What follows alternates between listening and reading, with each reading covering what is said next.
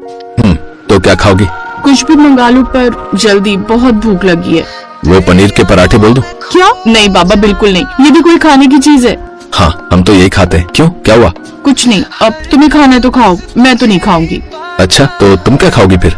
मैं अपने लिए मेन्यू में देखकर खुद ही कुछ ऑर्डर कर दूंगी। फिर वैशाली ने वेटर को आवाज लगाई और अपने लिए एक पिज्जा और कोल्ड ड्रिंक का ऑर्डर किया, जबकि अमृत ने वेटर से 2 पनीर के पराठे का ऑर्डर किया। फिर वेटर के जाने के बाद तुमने फिर से पिज्जा ऑर्डर कर दिया? हाँ, तो तुम्हारे ये तेल से भरे पराठों से तो अच्छा ही है ना। और वो तुम क्या पीते हो? हाँ, छाछ। छी, कितना गंदा सा टेस्ट होता है उसका। तुम भी ना, तुम शहर वाले लोगों को कभी मक्खन, घी और छाछ की ताकत समझ में नहीं आएगी।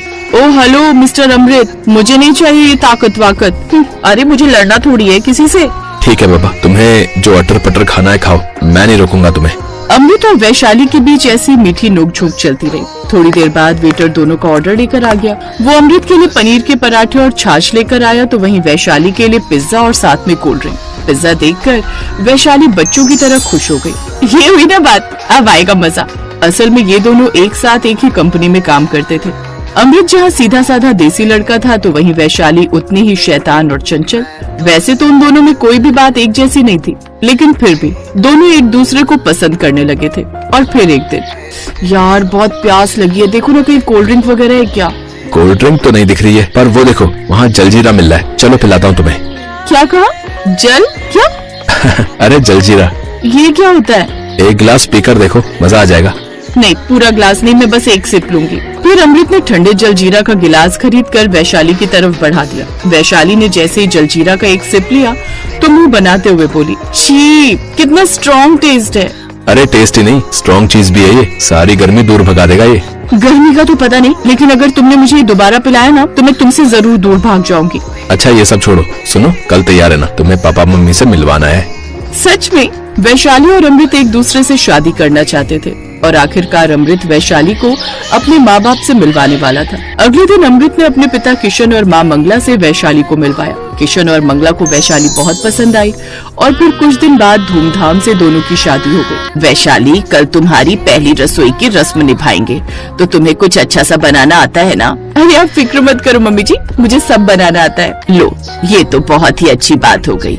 मैं तो ऐसे ही परेशान हो रही थी कि पता नहीं वैशाली को कुछ बनाना आता भी है कि नहीं। फिर अगले दिन पहली रसोई की रस्म शुरू हुई। रसोई में वैशाली ने अपनी जरूरत का सारा सामान इकट्ठा किया और खाना बनाने में लग गई। और फिर कुछ घंटों के बाद, क्या हुआ वैशाली, कुछ मदद करूं क्या? नहीं मम्मी जी, बस 10 मिनट और सब कुछ हो ही गया है। अच्छा, ये तो बहुत अच्छी बात है। खाने की मेज पर अमृत और उसके पिता किशन और उसकी माँ मंगला बेसब्री से खाने का इंतजार करने लगे। तभी वैशाली ने एक एक कर बर्तन लाने शुरू किए। सभी बर्तन ढके हुए थे। अरे वाह, वैसे खाने में क्या बनाया है बहू? अभी पता चल जाएगा पापा जी। पहले बर्तन में बड़ा सा पिज्जा था, दूसरे में मंचूरियन और तीसरे बर्तन में नूडल्स और सूप बनाया हुआ था। साथ में कोल्ड ड्रिंक की एक बड़ी सी बोतल भी रखी थी। लीजिए पापा जी, शुरू कीजिए। वाह जी वाह, स्नैक्स में तो बहुत कुछ है, पर खाना कहाँ है बहू? पापा जी यही खाना है, आप शुरू करिए, कम पड़ेगा तो मैं और ले आऊंगी, किचन में और रखा है। हैं? ये खाना है? हाँ मम्मी जी, क्यों, क्या हुआ? कुछ नहीं बेटा, तुम लोग शुरू करो, मैं बस 5 मिनट में आई, कुछ काम याद आ गया। सभी लोगों ने खाना शुरू किया। एक तरफ जहाँ वैशाली झटपट पिज्जा और मंचूरियन खाई जा रही थी, तो वहीं किशन और उसका बेटा अमृत बड़ी मुश्किल से वो चीजें निकल पा रहे थे। तभी थोड़ी देर में मंगला आ गई, जिसके हाथ में 2 प्लेटें थी और उनमें दाल चावल थे। दाल चावल देखते ही किशन और अमृत के चेहरों पर राहत की मुस्कान आ गई। मंगला ने भी थोड़ा सा पिज्जा खाया और फिर उसने भी दाल चावल ही खाए। फिर शाम को, यार ये क्या बात हुई, मैंने इतनी प्यार से सबके लिए खाना बनाया था पर किसी ने खाया ही नहीं। अरे तुम दुखी मत हो, एक्चुअली तुम जिसे खाना कहती हो उसे हमारे घर में स्नैक्स समझा जाता है। तो फिर खाना क्या है तुम्हारे यहाँ? खाने का मतलब दाल चावल, सब्जी, अचार, रोटी, खिचड़ी, पूरी, कचौड़ी, दही, घी, मक्खन, ये है हमारे यहाँ का खाना।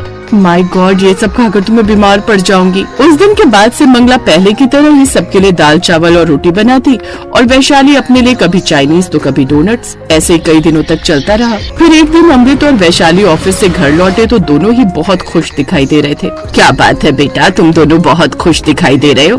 माँ, मेरा प्रमोशन हो गया और साथ में वैशाली का भी। हाँ मम्मी जी, प्रमोशन भी हुआ और सैलरी भी बढ़ गई। इसी बात पर कुछ मीठा तो बनता है। हाँ भाई, क्यों नहीं, इतनी बड़ी खुशी की बात है, मीठा तो बनता है। ठीक है, फिर आप सब लोग बैठो, मैं कुछ मीठा लेकर आती हूँ। वैशाली झट से बाजार चली गई और फिर वहाँ से लौट कर, लीजिए पापा जी, सबके लिए मीठा। क्या लाई हो वैशाली? सबके लिए choco lava cake. Cake? Cake खाने का मन था क्या तुम्हारा बहू? अरे पापा जी, वैसा केक नहीं है, आप खाकर तो देखिए। सबने चोको लावा केक खाया और फिर थोड़ी देर बाद मंगला सबके लिए हलवा बनाकर लाई, जो सबने चाव से खाया सिवाय वैशाली के। ये बात वैशाली को फिर से बुरी लग गई। इसी तरह वक्त बीतता गया। वैशाली जहाँ खाने में जंक फूड ही खाती तो उसका पति और सास ससुर घर का बना खाना। फिर एक दिन आधी रात को, अमृत यार, मेरे पेट में बहुत दर्द हो रहा है। अरे क्या हो गया? सब ठीक तो है? पता नहीं, अचानक बहुत तेज दर्द उठा है। रात में शोर सुनकर मंगला और किशन भी जाग गए और वो सभी वैशाली को लेकर अस्पताल पहुँचे। क्या हुआ इन्हें? सर पता नहीं, कह रही है कि पेट में बहुत दर्द हो रहा है। घबराइए नहीं, मैं इंजेक्शन दे देता हूँ, आराम आ जाएगा। इंजेक्शन की वजह से वैशाली को थोड़ा आराम मिला और वो सो गई। उधर डॉक्टर ने अमृत को अपने पास बुलाया। देखिए, मुझे इनके कुछ टेस्ट करवाने पड़ेंगे क्योंकि मुझे ये मामूली दर्द नहीं लग रहा है। ठीक है सर, जैसा आप कहें। अगले दिन वैशाली की टेस्ट की रिपोर्ट्स आ गई और फिर जैसा मुझे डाउट था वही हुआ। इनके लिवर में इन्फेक्शन है, वो भी बहुत ज्यादा। कुछ बाहर का खाती हैं क्या? हाँ डॉक्टर साहब, पिज्जा, बर्गर, तला भुना, फ्राइज और कोल्ड ड्रिंक पर ही तो जिंदा है ये तो बहुत गड़बड़ है। सीधा दाल चावल और खिचड़ी पर आ जाओ वैशाली, यही तुम्हारे लिए सही रहेगा। सर पर मैं ये सब खाकर जिंदा कैसे रहूंगी? ये सब खाकर ही जिंदा बच पाओगी, समझी? डॉक्टर ये कहकर वहाँ से चले गए। उस दिन पहली बार मंगला ने वैशाली पर गुस्सा किया। अब तुम वही खाओगी जो मैं तुम्हें खिलाऊंगी, समझी? बस अब आगे कोई जिद नहीं। सही कहा, आज से इसका पिज्जा सब बंद। उस दिन के बाद से मंगला वैशाली को दाल चावल और खिचड़ी खिलाने लगी। शुरुआत में वैशाली घर के सीधे साधे खाने को देखकर मुंह बनाती, पर धीरे धीरे वैशाली को देसी खाना अच्छा लगने लगा और फिर तो वो खुद ही सबके लिए दाल चावल और रोटी सब्जी बनाने लगी। और इस तरह कुछ ही दिनों में वो पूरी तरह से